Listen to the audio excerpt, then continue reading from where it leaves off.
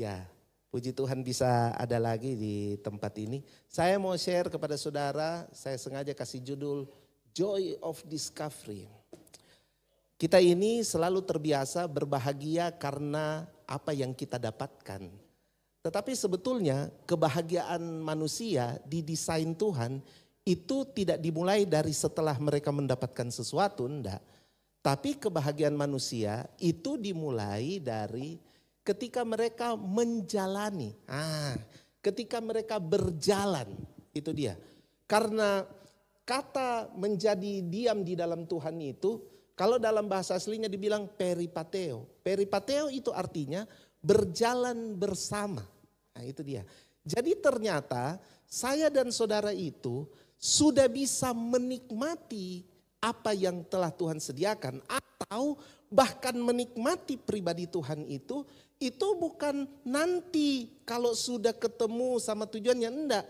Begitu saudara berjalan, begitu saudara memutuskan untuk saya mau mengikut Yesus, atau dalam bahasa dulu-dulunya saya mau iring Yesus. Begitu saudara memutuskan itu, maka Tuhan telah memberikan kepada saudara, telah menyediakan kepada saudara sukacita dalam perjalanan menemukan kehendak Tuhan. Sukacita dalam perjalanan menemukan kehendak Tuhan.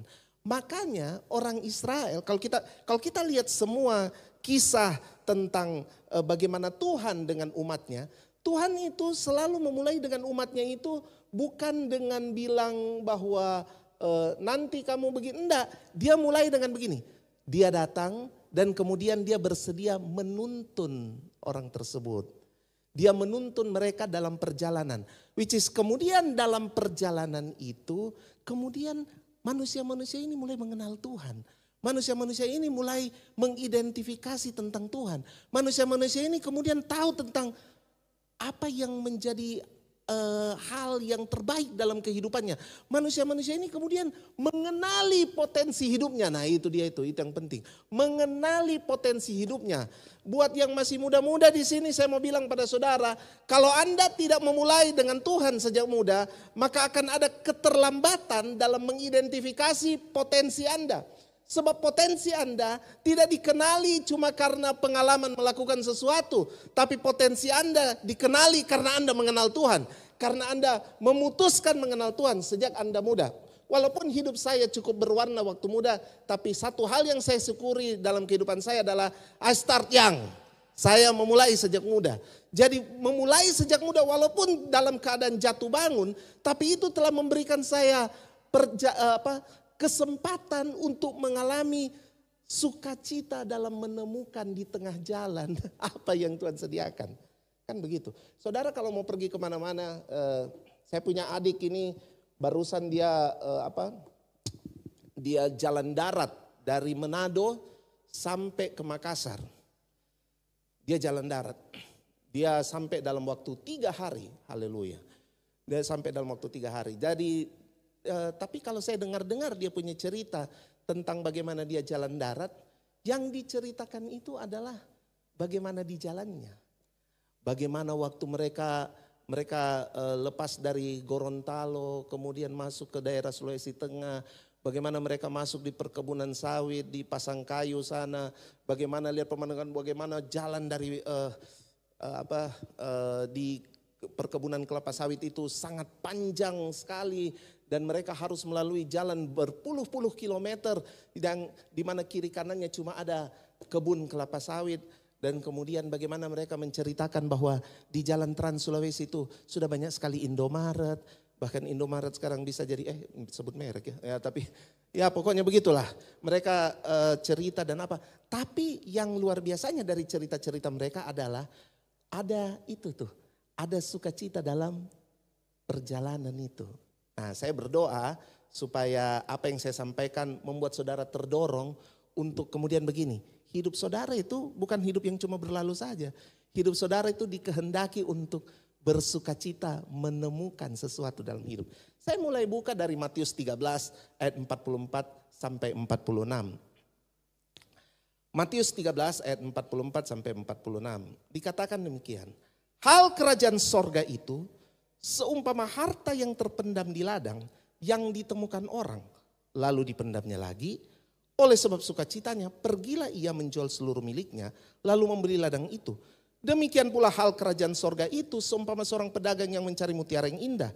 Setelah ditemukannya mutiara yang sangat berharga itu, ia pun pergi menjual seluruh miliknya, lalu membeli mutiara itu. Perhatikan saudara, bahwa ini menerangkan tentang hal kerajaan sorga. Sama-sama bilang hal kerajaan sorga. Kalau kita bicara hal kerajaan sorga, maka kita bicara bukan hanya soal tempatnya, bukan cuma soal bentuknya itu kerajaan sorga.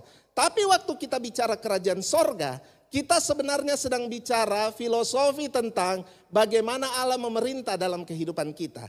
Jadi kerajaan sorga sebenarnya esensinya adalah pemerintahan Allah dalam segala lini kehidupan. Khususnya Allah memerintah dalam kehidupan manusia yang sangat dikasihinya. Itu kerajaan Allah. Itu kerajaan Allah. Esensinya ada di situ. Apakah Kristus sudah memerintah atas hidup saudara?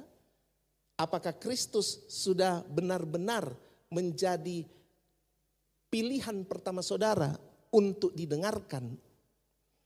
Apakah Kristus benar-benar telah menjadi pilihan utama saudara untuk menjadi sesuatu yang harus saudara ikuti? Itulah kerajaan sorga. Nah, sekarang di perumpamaan ini Tuhan Yesus berkata bahwa hal kerajaan sorga itu seperti orang yang mendapatkan sesuatu yang berharga, lalu tindakan mereka setelah mendapatkan sesuatu yang berharga itu adalah mereka rela menjual apa saja yang menjadi miliknya karena tahu bahwa kepemilikan akan pemerintahan Kristus dalam hidup mereka itu jauh lebih berharga dari apa yang mereka miliki.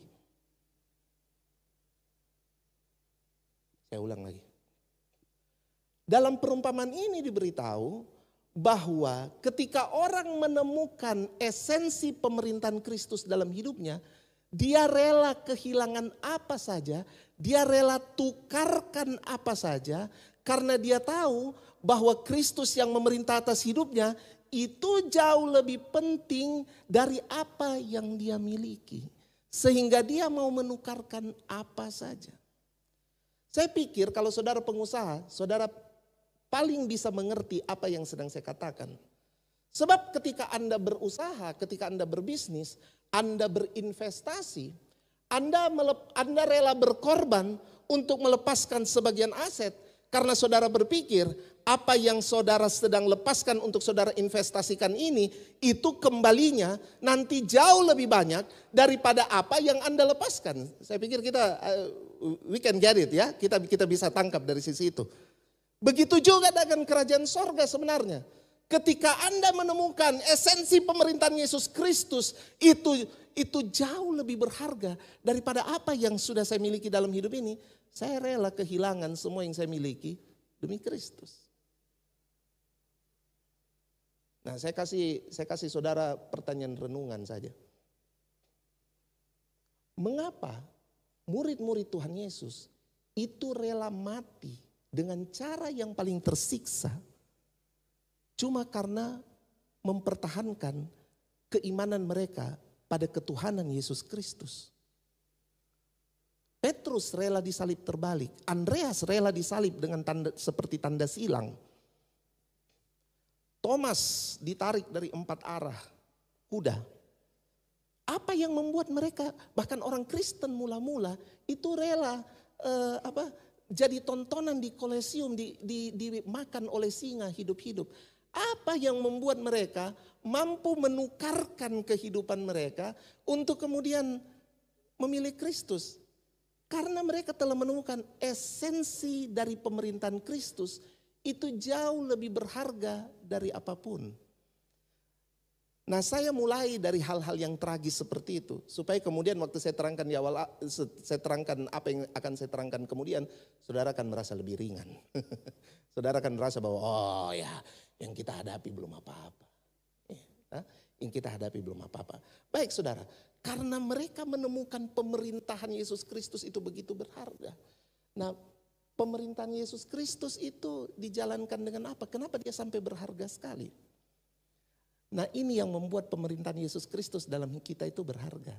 Sebab Kristus itu menggaransi dirinya sendiri. Dia tidak menggaransi Anda dan saya ikut dia itu karena ajarannya. Enggak.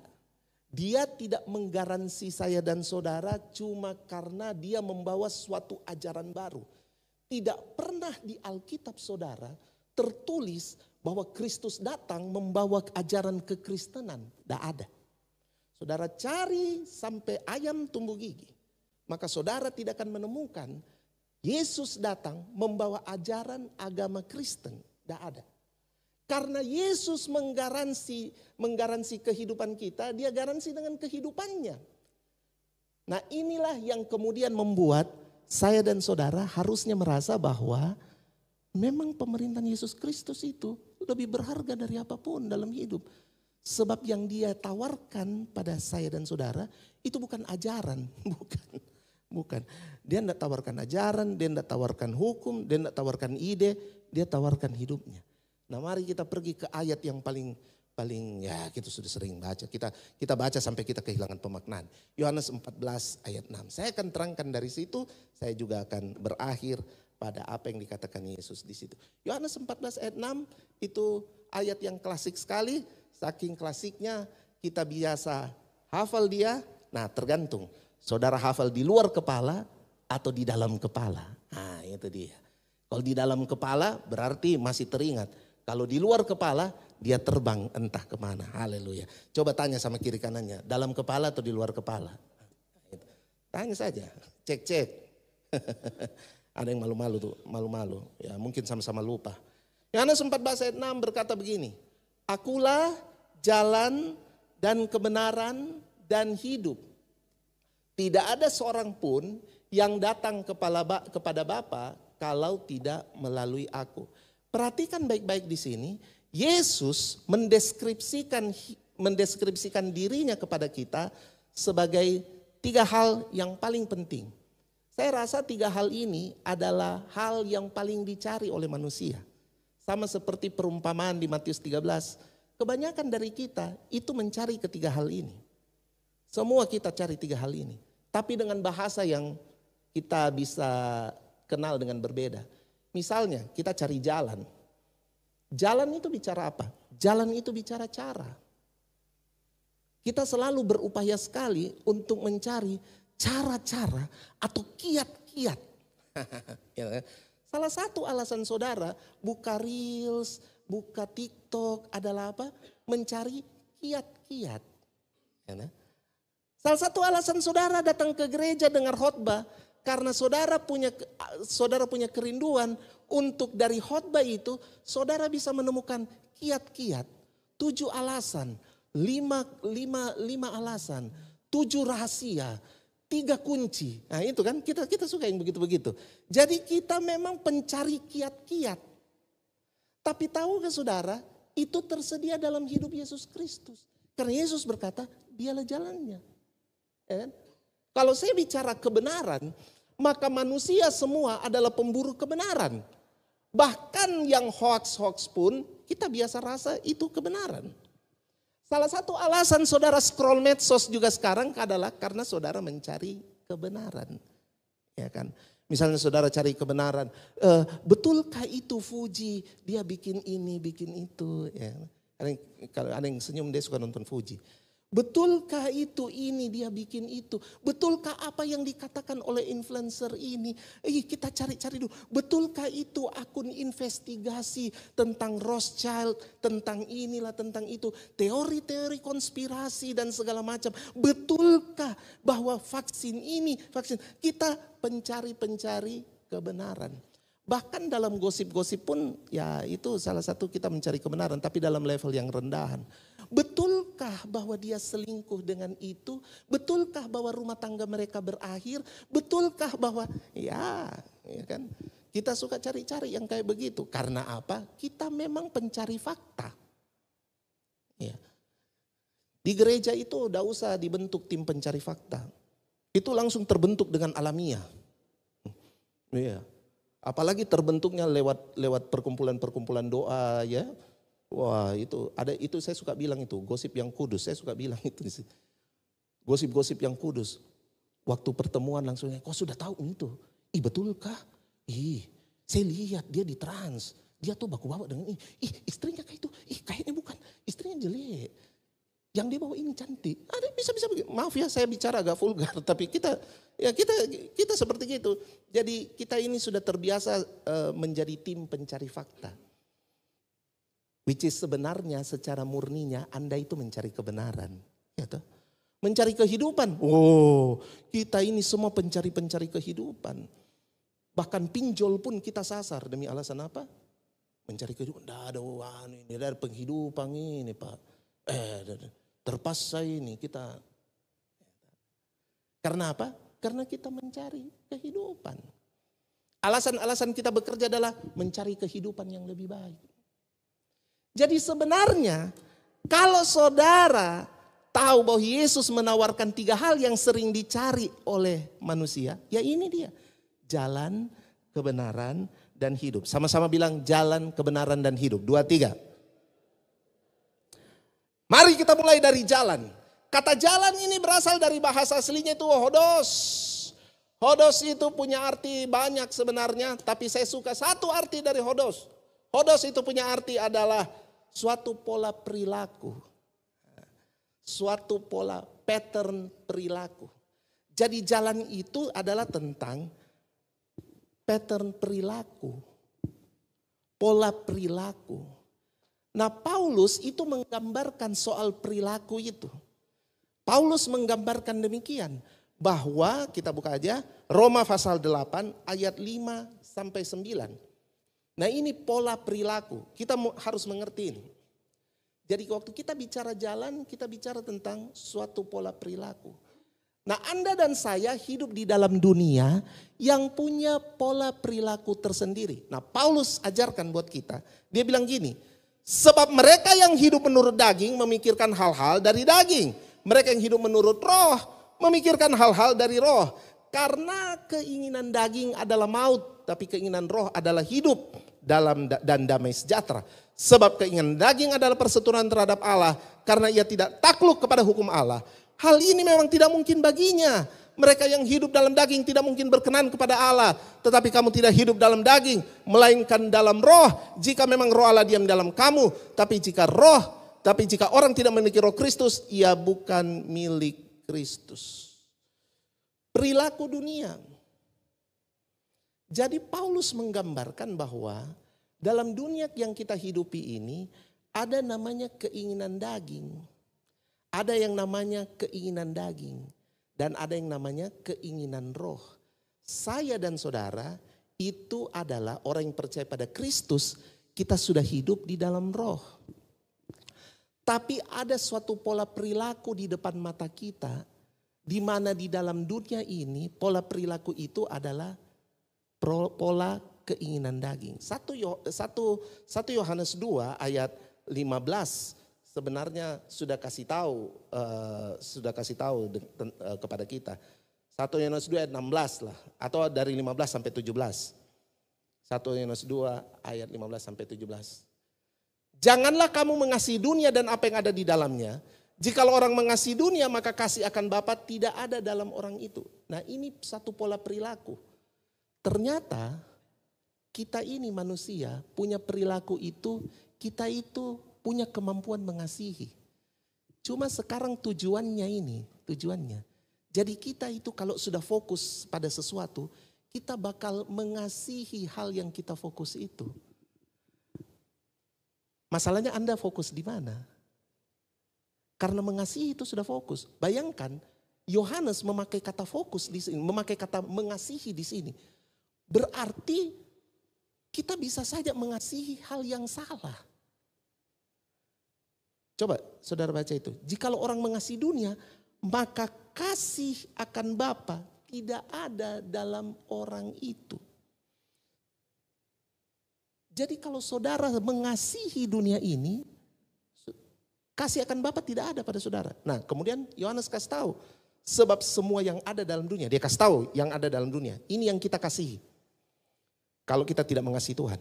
Yaitu keinginan daging dan keinginan mata serta keangkuhan hidup bukanlah berasal dari Bapa melainkan dari dunia. Dan kabar buruknya Yohanes meneruskan dengan berkata gini, dan dunia ini sedang lenyap dengan keinginannya, tetapi orang yang melakukan kehendak Allah tetap hidup untuk selama-lamanya. Jadi dunia sedang lenyap dengan 3 keinginan utama ini. Dalam bahasa Inggris dibilang lust, hawa nafsu. Hawa nafsu mata, hawa nafsu daging, dan keangkuhan hidup. Nah, ketiga hal ini menjadi pola perilaku, menjadi jalan untuk orang-orang yang tidak mengerti kasih Bapa. Kita bisa sangat mengasihi hal ini. Saya pernah lihat bapak-bapak, dia mengaku memang dia berdosa, dia selingkuh apa, tapi begitu susahnya dia lepaskan selingkuhannya. Saya pernah lihat orang yang KDRT pasangannya. Dia sudah mengaku bilang saya salah, tapi begitu susahnya dia melepaskan itu kebiasaan itu. Itu kenapa begitu susah melepaskan? Mengasihi. Dia sudah terbiasa. Dia sudah mengasihi perilaku-perilaku itu. Saya pernah lihat bagaimana dengan terpaksa anak muda dia bakar dia punya video-video porno begitu. Tapi dia sendiri masih rasa enggan begitu. Itu kenapa? Dia sudah terikat. Dia sudah sampai pada taraf mengasihi 3 keinginan duniawi itu. Nah, ini kan pola perilaku yang ada di depan mata kita. Tetapi Paulus berkata bahwa pola perilaku ini kita harus lawan dengan apa? Menghidupi kehendak Allah. Amin. Menghidupi kehendak Allah. Saudara harus menghidupi kehendak Allah. Apa itu kehendak Allah? Kehendak Allah adalah Roma 12 ayat 2. Roma 12 ayat 2 berkata, janganlah kamu menjadi serupa dengan dunia ini, tetapi berubahlah oleh pembaharuan budimu, sehingga kamu dapat membedakan manakah kehendak Allah, titik 2. Apa yang baik, berkenan pada Allah, dan yang sempurna. Nah, tentu saudara harus memikirkan hal ini. Apa yang baik, berkenan pada Allah, dan yang sempurna. Jadi saudara, ini perlawanan kita sebenarnya kalau kita bicara jalan, kita bicara tentang perlawanan terhadap pola perilaku dunia. Kalau dunia ajar saudara berkenaan dengan 1 Yohanes 2 ayat 16 tadi, maka saudara harus melawannya dengan apa? Roma 12 ayat 2. Dunia tawarkan keinginan mata, keinginan daging, dan keangkuhan hidup. Saudara harus melawannya dengan apa? Harus melawannya dengan kehendak Allah. Manakah kehendak Allah? Apa yang baik, apa yang berkenan, apa yang sempurna. Itu yang dipikirkan di dalam kehendak Allah. Baik, berkenan, sempurna. Baik itu saudara, kebaikan itu adalah alas bumi. Bumi diciptakan dengan kebaikan. Saudara cek Kejadian pasal 1. Maka di Kejadian pasal 1 selalu dikatakan apa? Hari setelah hari Tuhan menciptakan langit dan bumi. Setelah hari pertama, hari kedua lalu dibilang. Maka Allah melihat semuanya itu baik. Kemudian lewat lagi hari ini. Kemudian tertulis maka Allah melihat semuanya itu baik. Itu berarti bahwa apa? Bahwa bumi kita itu alasnya adalah kebaikan. Kebaikan harusnya jadi dasar berpikir saya dan saudara. Harusnya menjadi dasar jalan saya dan saudara. Kalau saudara mau menemukan kiat-kiat, maka mulailah dengan the goodness of God. Bukan the goodness of you, bukan. Tapi the goodness of God. Bukan kebaikan saudara. Alkitab berkata kebaikan kita seperti kain lara. Apa itu kain lara? Kain lara itu kain kotor. Apa itu kain kotor? Minta maaf ini. Bekas pembalut wanita. Dibilang itu kebaikan manusia itu seperti itu. Tapi kebaikan Allah, kita harus mulai dari kebaikan Allah.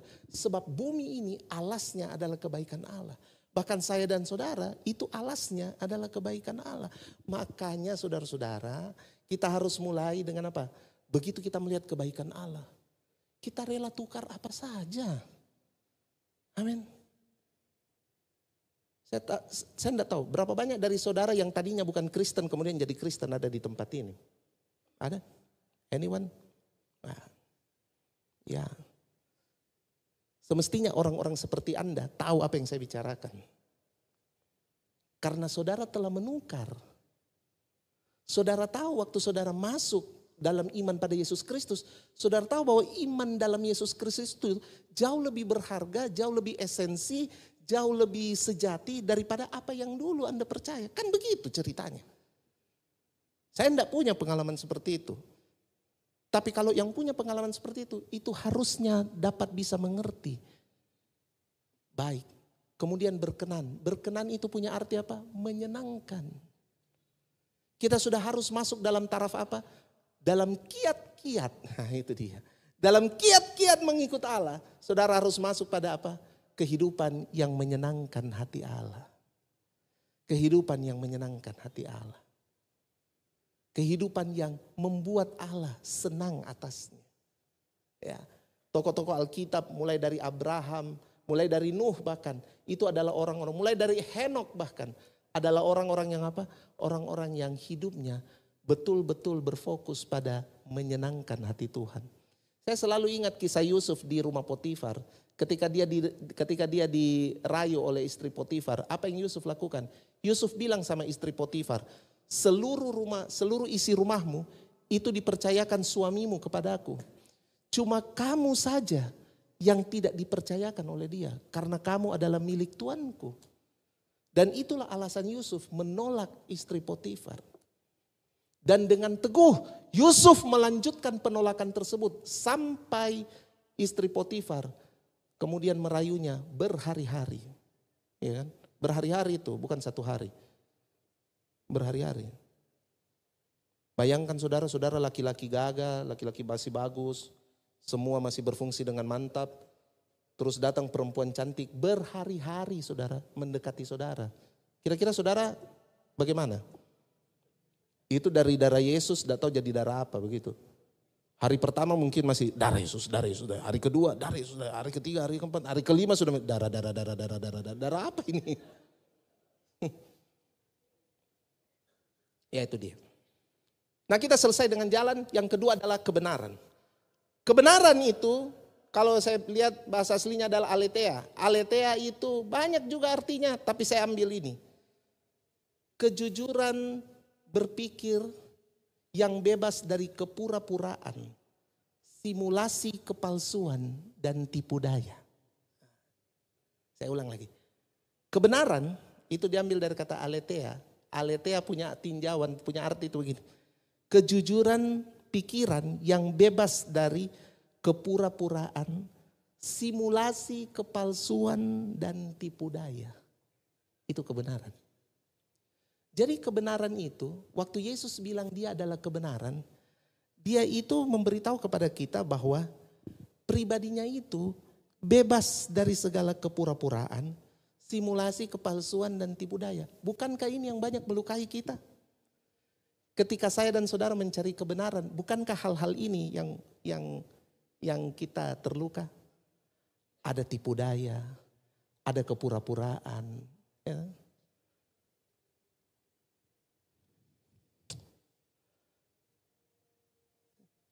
Saya ingat ada seorang wanita yang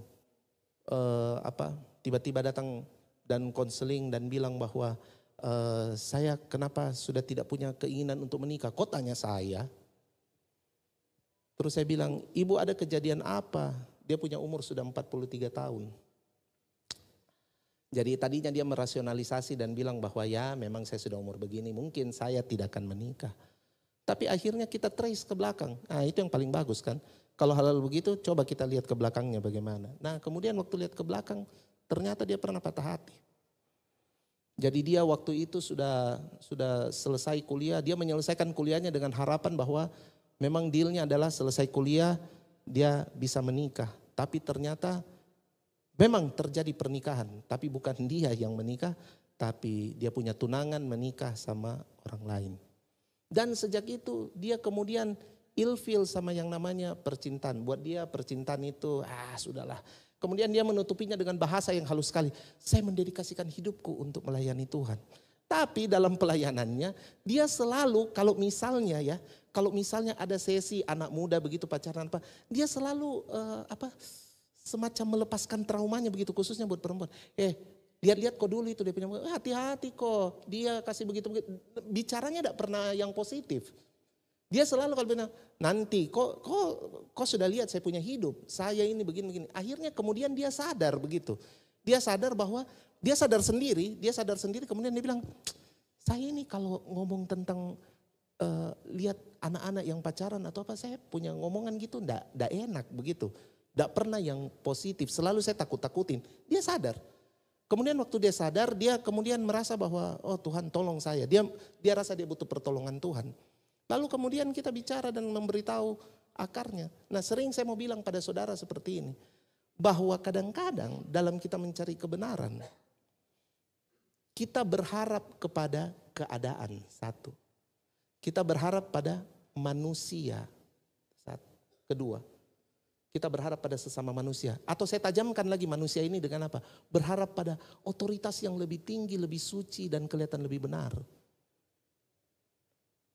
Atau bisa juga dengan orang yang kita kasihi. Tapi ternyata kebenaran yang kita pikir harus jadi kebenaran tidak berlaku atas kita. Orang tua kita ternyata tidak seperti yang kita harapkan. Ayah kita tidak seperti yang kita harapkan. Ibu kita tidak seperti yang kita harapkan. Saudara-saudara kita tidak seperti yang kita harapkan. Kakak-kakak rohani kita tidak seperti yang kita harapkan. Pendeta kita tidak seperti yang kita harapkan. Bahkan mungkin pendeta juga melihat pengerjanya tidak seperti yang dia harapkan. Jadi itu ada cerita di Manado. Ada pendeta, dia saking sakit hatinya dengan dia punya majelis, dengan dia punya pengerja lah tuh. Dia sakit hati sekali begitu. Waktu mau rapat begitu, dia kayak mau bicara tapi kayak bagaimana begitu ya, kayak tidak enak hati begitu. Akhirnya pendeta ini duduk-duduk terus tiba-tiba dia lihat, ada anggur perjamuan. Ya minum dulu sedikit lah. Dia minum ya satu-satu sloki begitu minum. Mungkin karena lagi galau ya, jadi keterusan. Wih, seberapa sloki ini? Sudah oleng-oleng ini, sudah oleng-oleng.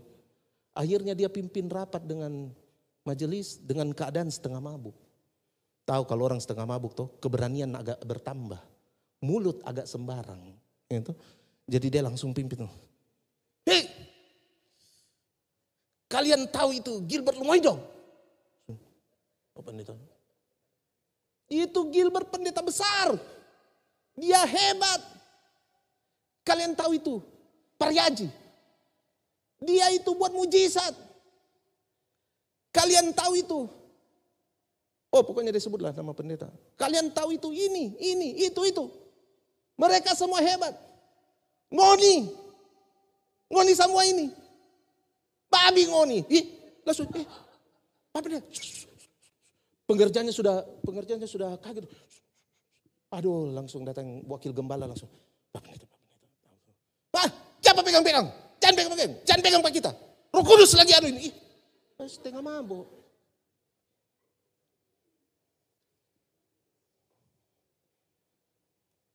Tapi kan kita begitu. Karena kita tidak tahan dengan kebenaran yang kita terima. Kita tidak tukar dengan kebenaran yang sejati. Yesus bilang, sayalah kebenaran. Amin. Waktu kita terima Yesus sebagai kebenaran, itu mengubah cara kita melihat kebenaran-kebenaran yang menyakitkan bagi kita. Saya kalau didik anak saya, saya suka bilang terang-terangan sama anak saya. Apa yang saya tahu mereka punya salah begitu. Seperti misalnya, saya bilang sama salah satu anak saya ngomong begini. Kamu itu sudah berbuat hal yang bodoh. Terus dia tanggapi, dia bilang gini. Memang papa, saya bodoh. Enggak, kamu enggak bodoh. Papa kasih tahu bahwa yang kamu buat itu bodoh. Tapi papa enggak bilang kamu bodoh. Kamu itu pintar.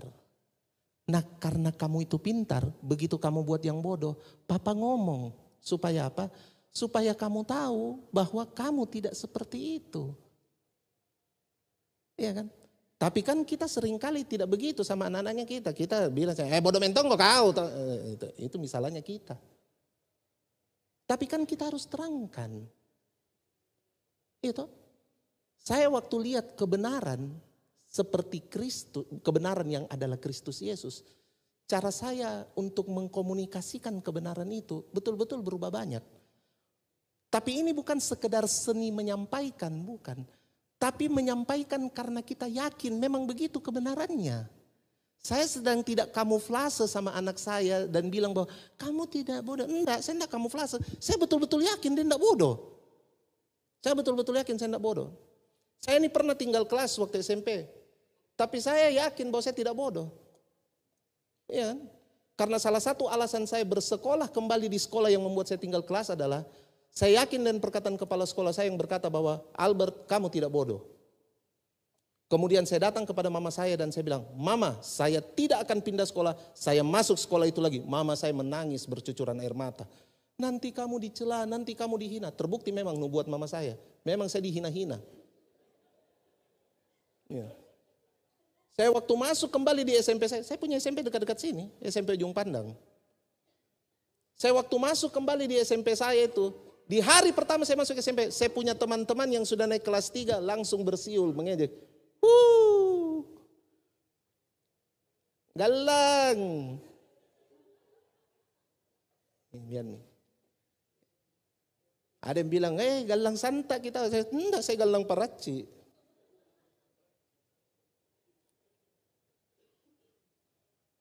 Nah ini saya kasih tahu pandangan Tuhan dalam kebenaran terhadap saudara. Saudara lihat baik-baik ini. Secara jujur Tuhan lebih mementingkan pengenalan akan Dia daripada apapun.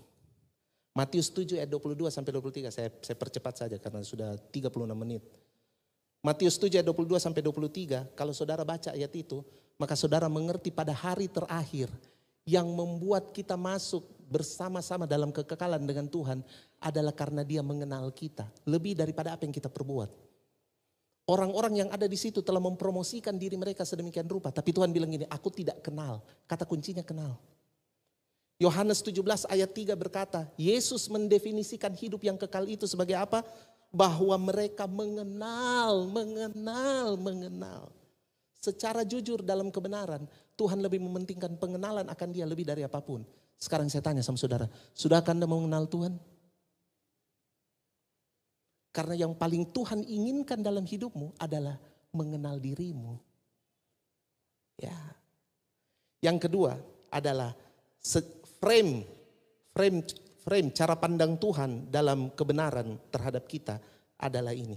Secara jujur di mata Tuhan manusia sangatlah berharga dan mulia. Ayub 7 ayat 17 sampai 18 berkata, Ayub 7 ayat 17 sampai 18, apakah gerangan manusia sehingga dia kau anggap agung dan kau perhatikan dan kau datangi setiap pagi dan kau uji setiap saat. Ternyata ujian menandakan bahwa Tuhan sangat menghargai saya dan saudara. Jadi stop berpikir bahwa ujian bertujuan untuk merendahkan, ujian bertujuan untuk membuat kita tidak berdaya. Tidak seperti itu jalan pikirnya. Sebab secara jujur Tuhan mau bilang dalam terang kebenarannya, Dia berkata begini, ujian itu tanda aku sayang padamu. Wow. Amin. Anda diujikan karena Anda dirasa dipandang sanggup. Iya toh. Setiap kali murid-murid mau naik kelas, mereka dapat ujian. Kenapa mereka diuji? Karena di mata guru mereka, mereka dianggap sanggup karena telah belajar. Anda diuji karena Anda dirasa sanggup. Tuhan memandang Anda sebagai orang yang sanggup. Bukankah Ayub itu diuji karena Tuhan berkata di depan iblis, kau sudah lihat hambaku Ayub? Itu dia. Kalau saudara diuji, bayangkanlah Tuhan sedang berkata pada iblis, kau sudah lihat itu? Kau sudah lihat itu Johnny? Kau sudah lihat dia? Wow, itu berarti apa? Tuhan sayang sekali sama saudara. Ya walaupun berdoa, jangan sampai kayak Ayub juga kasihan Tuhan. Nah, frame berpikir Tuhan dalam kebenaran secara jujur tentang Anda adalah manusia adalah tempat Allah berdiam. Wih. Kita selalu berpikir ide tentang Allah berdiam di sorga. Tapi ternyata Allah berdiam dalam saudara. Dikatakan dalam 1 Korintus 6 ayat 19 bahwa atau tidak tahukah kamu bahwa tubuhmu adalah bait kudus yang diam. Bait Roh Kudus yang diam di dalam kamu. Roh Kudus yang kamu peroleh dari Allah dan bahwa kamu bukan milik kamu sendiri. Itu menetapkan bahwa Anda itu miliknya Allah. Miliknya Allah loh. Miliknya Allah. Saudara bayangkan waktu saudara jalan di depan orang-orang. Dan kemudian orang melihat, orang menandai kepemilikan Allah atas dirimu. Orang langsung lihat, miliknya Yesus Kristus tahu ini. Kita saja yang dibilang, kalau misalnya suaminya kita ini salah satu orang kaya di Makassar lah. Tahu lah namanya Daeng Sere begitu. Weh, istrinya Daeng Sere. Istrinya Daeng Sere juga langsung bikin-bikin dit. Orang kaya. Weh, istrinya Ahong ini. Weh, ini yang banyak tokonya. Weh, kita saja dibilang milik begitu. Sudah luar biasa. Weh, jemaatnya gereja Isa Almas ini kau. Jangan kau main-main. Bagaimana kalau orang notice kepemilikan Kristus atas dirimu? Jangan langsung takut bilang, nanti saya dipersekusi. Nah yang terakhir. Yang terakhir adalah kehidupan. Kehidupan itu berasal dari kata Zoe. Zoe itu punya arti, saya suka ini, salah satu arti dari kata Zoe. Real and genuine. Wih. Real and genuine. Nyata dan otentik. Itu dia. Ternyata kehidupan itu, dia nyata, dia otentik. Asli maksudnya. Jadi waktu Yesus bilang, akulah kebenaran, aku ini nyata. Saya ini nyata, saya ini asli. Jadi aslinya kehidupan itu Yesus Kristus. Makanya kalau mau cari kehidupan bukan cari uang saudara, cari Yesus. Amin.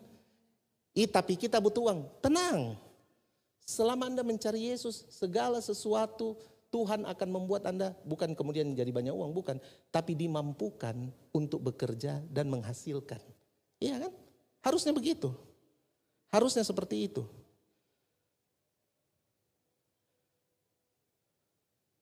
Yohanes 1 ayat 4. Di dalam dia ada hidup dan hidup adalah terang manusia. Di dalam dia, di dalam Kristus itu ada Zoe, ada hidup. Dan Zoe itu jadi terang manusia. Pantasan anak Tuhan, makanya saudara hati-hati. Hati-hati dalam bersikap, hati-hati dalam menjalani kehidupan. Karena memang kau pasti langsung ditahu kasihan. Tidak bisa kau sembunyi. Kalau kau jadi orang Kristen, tidak ada yang dapat kamu sembunyikan. Nothing to hide. Kamu tidak bisa bersembunyi dimanapun. Karena apa? Karena waktu kamu beriman pada Kristus, kamu adalah terang. Jadi segala perbuatanmu dinyatakan di dalam terang. Saya suka nasihati orang yang menikah. Saya kalau sebelum menikah, saya suka di BPN saya suka nasihati seperti begini. Hati-hati ya kalau punya maksud-maksud jahat. Kalau punya maksud-maksud, bajalan sedikit, ada taputar sedikit dengan siapa begitu ya. Mengerti ya? Ada selingkuh sedikit, flirting dengan siapa. Hati-hati. Anda ini terang loh. Anda ini terang. Nanti pasti ketahuan, enggak mungkin enggak. Ini bukan asas durian, bau busuk nanti tercium. Bukan, enggak pakai kata durian ini. Ini jelas, terang. Jadi apa yang kamu buat dalam gelap, aku akan memberitahukan di loteng-loteng rumah. Kan begitu yang Nabi Nathan kasih tahu sama Daud. Jadi saya selalu bilang di BPN saya selalu ngomong begini. Hati-hati. Kalau masih berpikir bilang, aduh itu sana, aduh lebih hati-hati. Karena Anda anak terang masalahnya. Pasti akan diterangkan oleh Allah. Amin. Jadi kalau saudara mau buat-buat yang tersembunyi-tersembunyi, better berpikir 2 kali lah begitu. Berpikir 2 kali. Itu Daud, dia raja, dia bisa sembunyikan apa saja, tapi tetap tak bongkar. Iya toh? Tetap tak bongkar. Tidak bisa sembunyi, karena apa? Kamu anak terang.